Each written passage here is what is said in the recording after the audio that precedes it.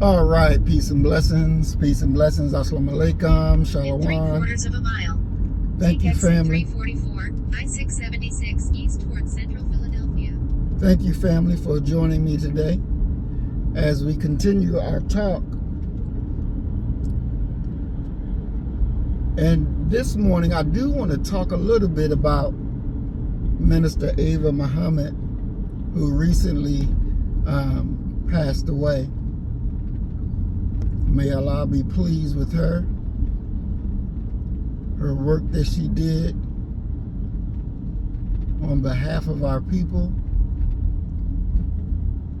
And this morning I'm going to share Ava Muhammad's story, memory, that left a lasting impression upon me. You know, my first dealing with Sister Ava was back in 97, 98. And I was in charge of the security for her when she came to Nashville. Our captain let me run the day while she was there. And, you know, that was a real big thing for me. She was speaking at Fish University. And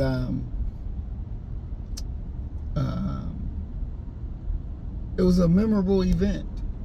You know, we got her to the event, set up everything perfectly. You know, we're on the decline of the day. And I was getting the cars in line for when she comes out the back door. She immediately goes from back door of the building straight into the car, and the motorcade takes off. And so I was setting everybody up, and I was sending brothers in the street because I wanted them to stop the traffic so that she can go through. And my captain at that time, Brother Robert, he says, what are you doing that for? She ain't Farrakhan. He ain't got to stop no traffic. And I was like, huh? No, she's not Minister Farrakhan, but she does represent Minister Farrakhan. So because she represents Minister Farrakhan, and this is what we would do for him, we're going to do this for her as well. And so I had the brothers go out there and stop the traffic so that when she gets in that car, it's zoom. And she got in the car and it was zoom. Then she was promoted a few maybe months or years afterwards to regional minister of the South. And I was very happy to be able to serve under her as the regional minister. And not a lot of brothers in the nation in the South that were in leadership accepted that position that she was in, that she was now their head. And they gave great pushback.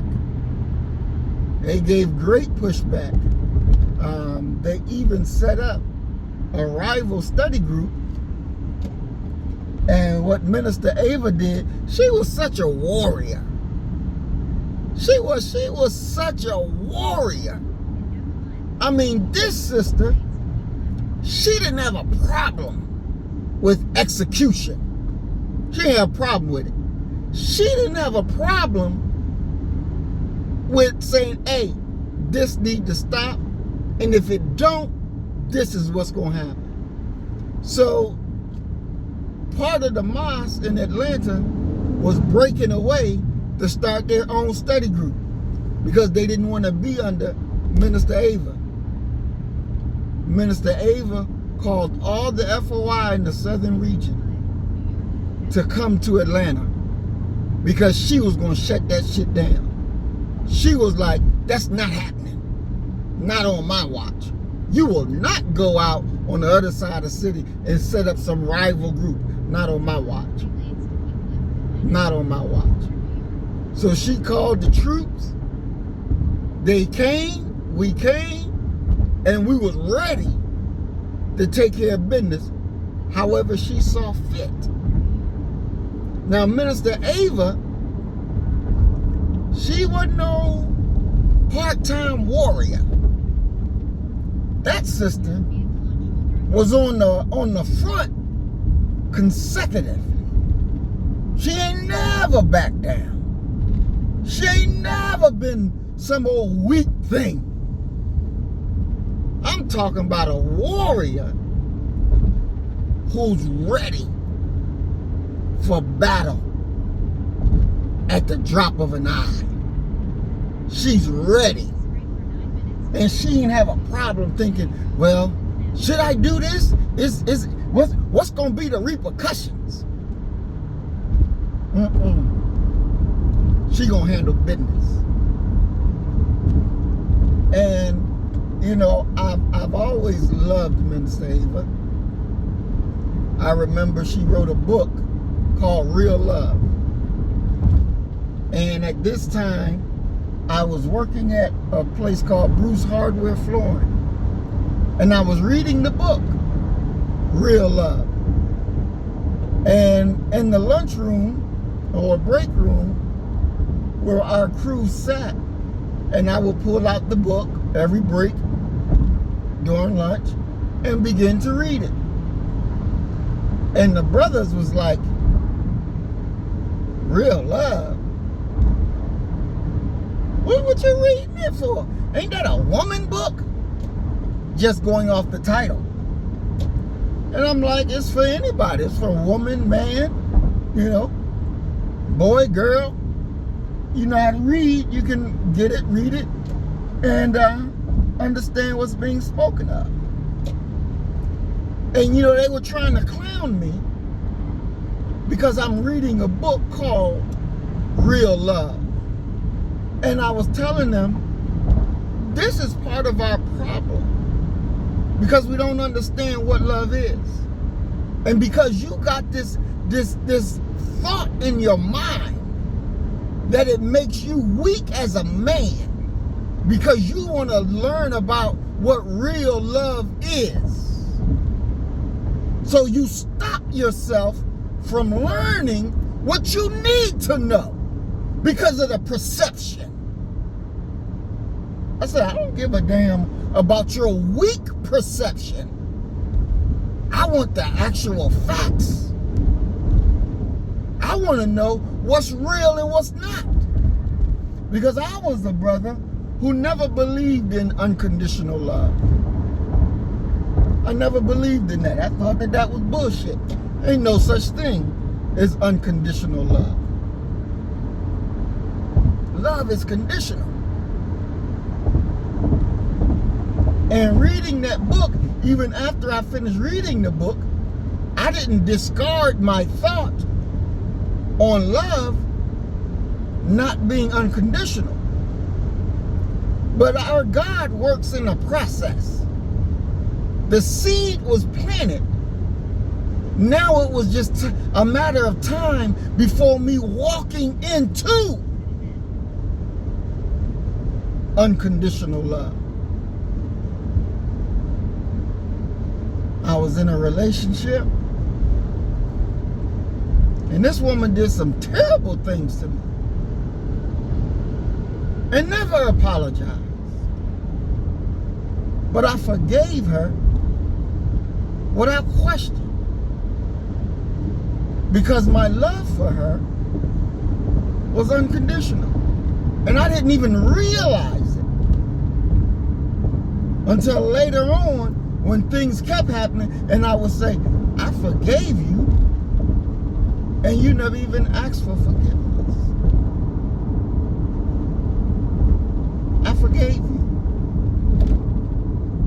And I would say things Like, don't kill my love for you.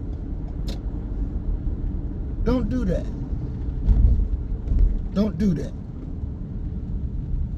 But unconditional love is real. But I had to experience, not from the position of receiving unconditional love, but from the position of giving unconditional love. And having that love rejected, having that love abused and misused, the same kind of love that our God has for us. That same kind of love that our messenger, our divine reminder has for us. And that kind of love we have to have for our people. Unconditional love. So I had to learn of it by learning how to give it, understanding, seeing what it looks like. Unconditional love is real. It's real.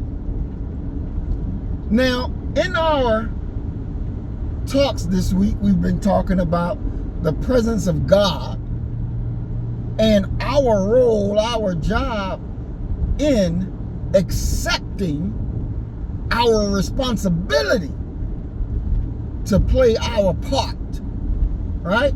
We were talking about what do you need to do when the shit hits the fan, and how do we respond? We talked about that you got to brace yourself, prepare to stand. Then you got to speak with a man's voice and carry it out. See, because this enemy, when the God gave them authority to rule, they took it and ran with it. They didn't half step with it because they understood they have a short time. So they got to make the most of what they got with the time that they have, and to take all of God's people down with them. That's their objective. They hate you not because you're worthy of hate. They hate you because they're not you. They want to be you so badly, but they just don't have it. Never will get it. So they'll go out there and cohabit with you, saying, I might not be saved, but my seed will be saved. Dumb woman and dumb man. Why would you allow? Look, we all know that this thing is falling, right? That these systems that set up the way they are, they're falling, they're failing. It's a dying day. Why would you even consider allowing these same enemy demons to come and set up another system? Why would you allow that? And you can hear it in the speaking of our people. Oh, when this fall, then it's gonna be this that take over. Oh, really? No, it ain't. No, it ain't. Them days are done. They're done. And we gotta recognize that they are done and prepare for the world that we bring in. That we bring in. You know, in the scriptures it talks about Jesus bringing in a government. So what does it mean when it talks about bringing in a government? It means that our God is not pleased with the governance of the governments of this world. He's not pleased with it, so he ain't come to change it. He ain't come to modify. He comes to abolish, to destroy, because it ain't no damn good. Now, where's your thinking on that? You hear them talk about, oh, we got to change the justice system. Ain't no such. It's working how it was made to work. There ain't no change. It's abolish. It's destroy. And make anew. With your mind. With your mind. Brace yourself. This is what you got to understand. That's what time it is. For us to take our place. Oh, yeah. You hear them talking all the time about war, and you listen to the commentators, and they're talking about civil war, and they're upset with Trump's people who want to abolish the FBI. They said when they were talking about abolish the police, everybody understood that that was just BS. But now these Trump supporters are talking about abolish the FBI. We're going to have revolution in the streets.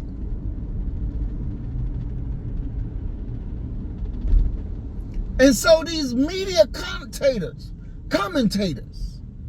they're nervous because they don't know what these Trump supporters are going to do. They smell revolution in the air. They smell bloodshed. And they're afraid because they're not ready for this. Now, I don't know whether these Trump supporters, and don't really care whether they so-called about that life, because the blood is gonna flow regardless. You gonna fight regardless,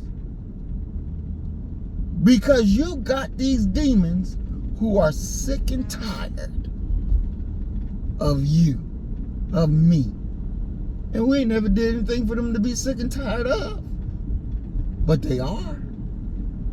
And they coming. They coming. The inflation is rising. Make it hard for people to pay their bills. They get frustrated and they're going to say, it's these niggas. It's these niggas out here that's doing this. And oh, please, don't you have you a nice ride that you barely taken care of and they ain't got nothing. That's going to piss them off. Remember the summer of 1919. It's called the Red Summer. They were pissed because you had a little bit more than them.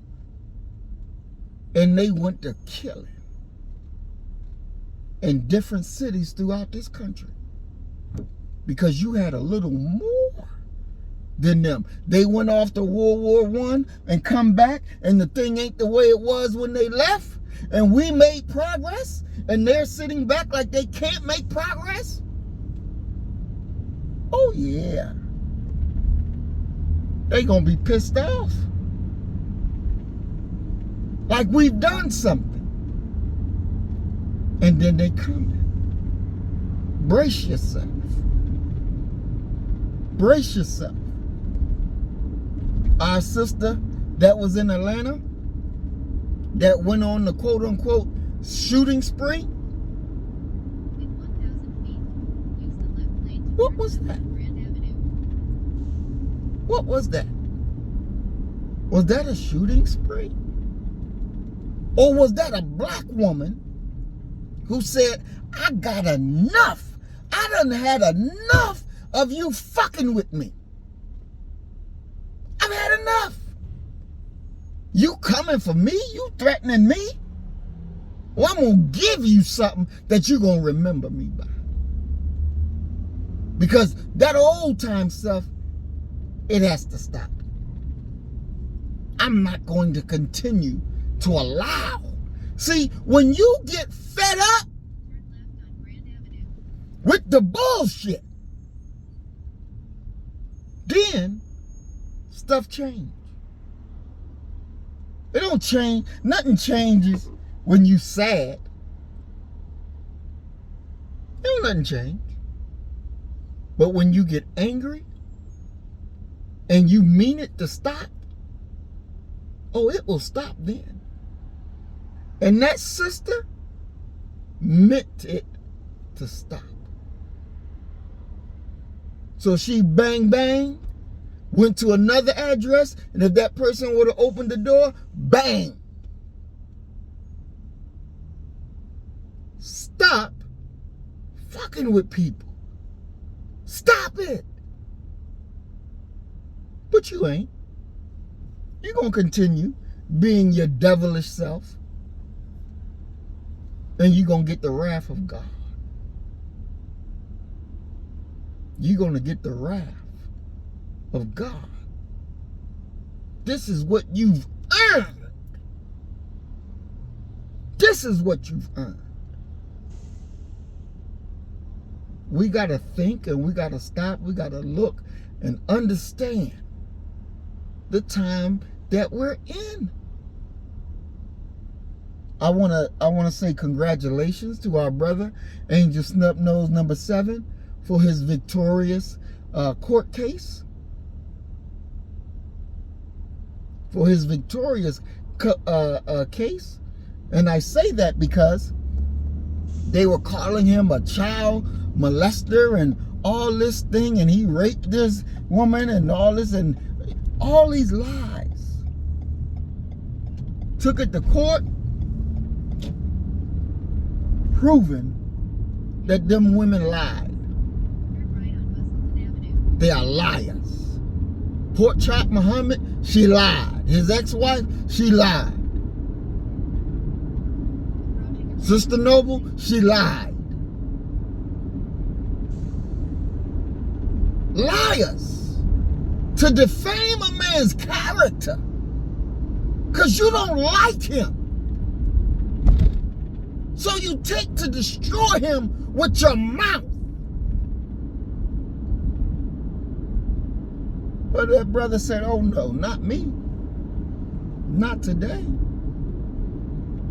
And he took him to court. Now he was saying stuff too, but he ain't never said that the stuff that he was saying was true. He ain't never said what he was saying was true. He was just firing back. Since they firing on him, he fired on them. But they were saying what they were saying was truthful. And it was all a lie. And he won. Now, and I applaud and I respect that brother for doing what he did, because he did right. And I would have taken that same route. I just don't believe in the cracker. So I can't go to them for my justice. Because they're the liars out there. And you know you're a goddamn liar. You know it. But your lies don't stop me. Your lies don't put out this fire. No matter how bad you hate me. Because you didn't make me. So you can't destroy me. Truth has come to you today.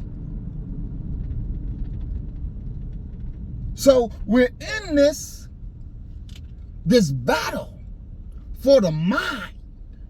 Why are we in the battle for the minds of our people? Why is it so important to control your mind, your brain? You know, they say when you brain dead, that's it. You really dead. All activity cease. All the electricity cease when your brain dead. Now you can have a heart attack and your heart stop working, stop pumping, but your brain is continually working. Continually working. And they don't really call you dead until 3 days after your so-called death. Until after your so-called death. The brain, the mind. If the enemy understands, if I can control how you think, if I can control how you process bits of information, if I can control your education, I'm going to control your activity. I can plot a course to say how long you will stay in my service. Because I control your thinking. That's why the enemy said, we want to cut off all light from entering the mind of the slave. We want to cut off all light so they will be perpetually our slaves. Perpetually.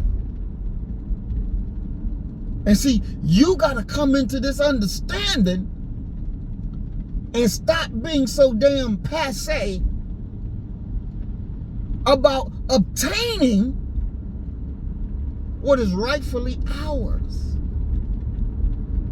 What rightfully belongs to us. But you can't be no punk. You can't be no weak thing. Our God hates weakness. He hates weakness. That's why he said, brace yourself and talk to me like a man. Don't be around here all crying and falling apart. Get it together and take what is rightfully ours. Because everything was taken from you so thoroughly that you still don't even know your original language. You don't know your original name. You don't know your original culture, your original way. You've been Americanized. You've been Americanized so thoroughly that you can't even see the death of this way, of this life. You're supposed to separate. You're supposed to come out of her, my people. That's what the God is saying, but you want to integrate. And the God is saying, come out. Come out of her name, her language, her ways, her culture. Come out, because it's death. Because this is the 7,000 year. This is the day. This is the day that they rest permanently. This is the day of their doom. Satan asks for respite. Respite me till the day that they are raised. Your time of respite is over. We're rising. 2025. Our year to be in seats of power. You got to understand your responsibility in this hour. Don't punk out. Our God will use us to establish the kingdom of God on earth. The Most High will use us. Look here. Don't play yourself short. Don't play yourself short. Don't play yourself like you of no importance, because you are plenty important. You are the reason, as they say, the reason for the season. It's our rise. And future generations are depending upon you. Just like I had to understand during my downtime. People are depending upon me getting my messages out and doing the work that the God put in for me to do. We got to make sure we secure the day. It's our time now, family. You kill the nigga in you, I'm going to kill the nigga in me, and our God will reign supreme. We are Black first. Today, tomorrow, and forever. Love you, family. Peace and blessings. Assalamu alaikum. Shalom.